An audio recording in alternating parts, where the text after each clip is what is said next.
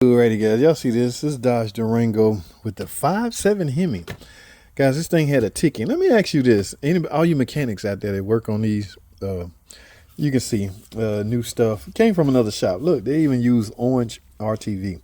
Well, anyway, I don't know if this customer went to their shop with a ticking noise and they blame the ticking. Now, this pulley, I don't know if y'all ever seen a 5.7 Hemi water pump. The pulley would get loose and get noisy. Yeah, can that be perceived as a ticking issue? It's hard to say because you got to fix that. Guys, I've always said you're never going to get everything right on the first try. You got to use the term what we call start here. If you're chasing a noise and you see the noise is here, but you could also have other noise, you got to fix this first. You got to start eliminating noises. So she approved the water pump. They put it in. Look at all of this. Oh, my goodness. Cousin Pookie, you freaking nerd. Well, anyway, long story short, after they put this on, guess what? Still ticking. Yeah, it's not clattering. The clattering gone, I assume, but it's making a ticking noise. Now, I guess that's out of their league, all right? Cousin Pookie's shop just do easy crap, all right? This is quite technical, all right? This is heavy line work right here. The head got to come off. But before I figured the head got to come off, let me tell you what I did because I got burnt too. I screwed up too, per se. Now, or I take that back. I didn't screw up. The thing just got multiple problems. Here's what I mean. All right. The ticky noise. I started up early in the morning. Ticky, ticky, ticky, ticky. Oh my goodness. That's an easy one. Exhaust crack or studs broke on the pipe. Things like that. But guess what? The longer it ran, the ticking kept going. Right? Remember when you got an exhaust issue, that thing will expand or whatever, and the noise will slowly subside. Even if it's an exhaust leak, a bad exhaust leak, the noise will slowly diminish. Well, this one didn't. Okay, it kept ticking. Now, get a load of this. All right, so, ma'am, you got a ticking issue. We have to disassemble we got to do tear down to find out exactly what's wrong. All right, because I can hear it more on this side than I can this side. Oh, my goodness, 6-hour teardown time was a lot for her, considering she just wasted money on this. And I'm not convinced this was a waste. Like I say, it's very well could have needed it. But when you partially fix somebody's car, they're not satisfied with you. All right. She didn't go back because I don't know why she didn't go back. All right. But anyway, here's what I screwed up. I didn't really screw up. The thing got multiple problems. Remember, the only reason I asked for teardown because the noise kept happening. Now, I got the head off. Let me show y'all what I mean when I say the thing got multiple problems. Got the head on the table, right? Typical. Yeah. I got noise either in the valve train or the exhaust. Well, get a load of this. Yeah.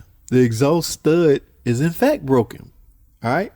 Now, but before I beat myself up, when I got it off, I was kind of upset with myself. Before I beat myself up, I went head on and proceeded to remove the lifters. Guys, guess what? These lifters, where is it at? That one right there is bouncing up and down. Yeah, you can see that one there starting to, yeah, that one bouncing up and down.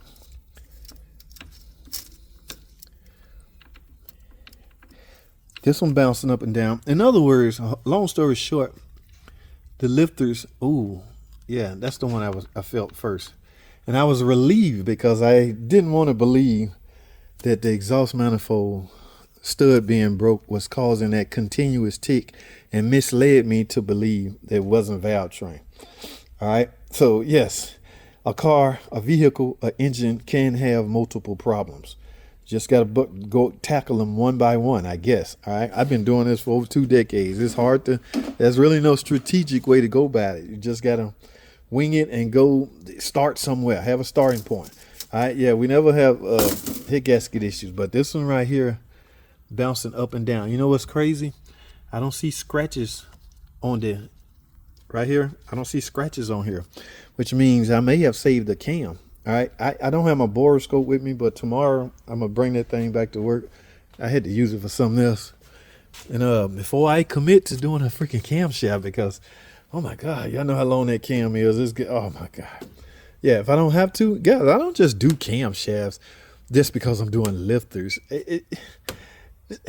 This camshaft don't have a pressed-on tone wheel. So let me tell you, the only reason why you should be replacing a camshaft on a 5.7 Hemi is if it's damaged. Y'all get that? Only if it's damaged. A lobe is chewed into because a lifter has collapsed. That's the only freaking reason you have to be replacing a camshaft on a Hemi. There's no pressed on tone wheel, so let's cancel that out. If the lobes are not damaged, leave the damn camshaft alone. Yeah, I'm not just going to sell this side, of course. I'm going to do them all. So I got to sleep on this as far as, because I literally don't know. That's why I need my borescope. I'll know by tomorrow. I'm going to go down, fishing down in there. Because I don't see scratches on, the edge of this right there. If you see scratches right there, that means you chewing into something. A cam lobe is the only thing that's touching. However, this needle bearing or this roller bearing is moving up and down to this one right here. Y'all can't see because, yeah, when I pick up, it's lifting all the way up. But yeah, that's a problem. This a problem. She have multiple problems. All right. So what are y'all doing out there when that happens? All right. I know what I'm gonna do. I got the head off already. So, and this one's gonna be easy on the car, guys. So once I got enough piece of stud right there to bite on some vice grips and turn that out. But I still got to charge for that. And because I got to get a stud package, and I'm gonna get all lifters. When I pull this other head, if I don't see scratches on those lifters, I'm not replacing no damn camshaft. All right. To do the camshaft, like I say, I would have to undo everything they've already done. This water pump, yeah. If it don't need it, it ain't getting it. I'm not one of those guys that because I ain't doing nothing, I'll do this. No, you got to need it for me, because I can find something to do if ain't nothing to do. And we don't have that problem right now. We got a little work. We got work. And here's another thing. They didn't even. Man, these shops, boy, I tell you, they just twisted this together. Put some little thingamajig right here. Okay, so I guess she's been battling a misfire on that cylinder for the longest, but I just wanted to run that by you, so-called pro mechanics out there. Yeah, I know I got a lot of mechanics watch this channel. Jason, Riverio, I can never pronounce his name right, but all you guys, I don't want to leave anybody out. I appreciate y'all tuning in, but chime in on this for me. Let me know how y'all handle that, or did I screw up? No, because like I say, the noise didn't go away. But what a coincidence, the car has multiple problems. All right, let me get out of here. I don't want this video to be long. I got to get my borescope, and then we'll go from there. Guys, that's all I have. I got to go. Appreciate y'all freaking tuning in to these videos. I'm out.